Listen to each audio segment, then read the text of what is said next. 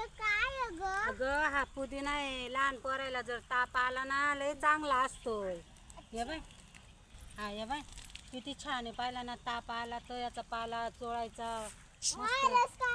हा रस बीस काढायचा असा मस्त आणि लावायचा. बाय माझ्या पावाला तर लय आवडते. त्याची भाजी पण करताना काची पुदिन्याची. हा किती छान भाजी लागते, चांगली राहते ती भाजी पण. हे बाय ना किती दाट आहे, किती छान आहे. पाय बरं, हे बाय पाहिलं का किती छान आहे, किती भारी आहे. हा तुझ्या चप्पला गाडीत राहिल्या पाहिलं का, किती सुंदर आहे, किती छान आहे. पाहिलं का लय भारी आहे. याला लय भाव किती भारी येते.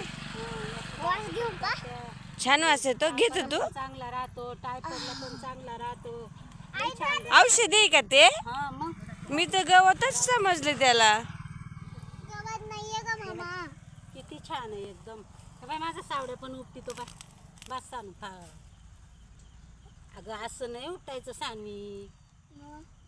हे बाय असं काढायचं, ते असं इळ्याने कापित आहे, मग त्याच्या जुड्या बांधित आहे, मग इकायला नेत आहे. लय ना भाव राहतो याला. हे पुदिना विकला जातो काय? विकल्या जातो. याला लय भाव राहतो. भाजीला कोथमिरीला मेथीला काय करते याला लय भाव राहतो. हा का? मग अगं हा टायफॉइडला याला लय ना भारी राहतो. हे भेटत नाही कधी औषधा कारणी. हे बाय किती मोठं शेत आहे बघ ना त्याचं. हे बाय एवढं हा भेटत नाही औषधा कारणी. याला लय भाव राहतोय. मेथीपेक्षा कोथमिरीपेक्षा याला लय बाजार राहते.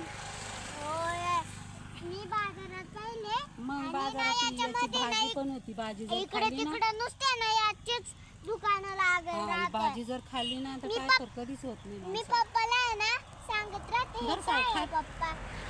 घे, काय गेलं तुला? माझ्या साईला तर लय आवडते याची भाजी. हा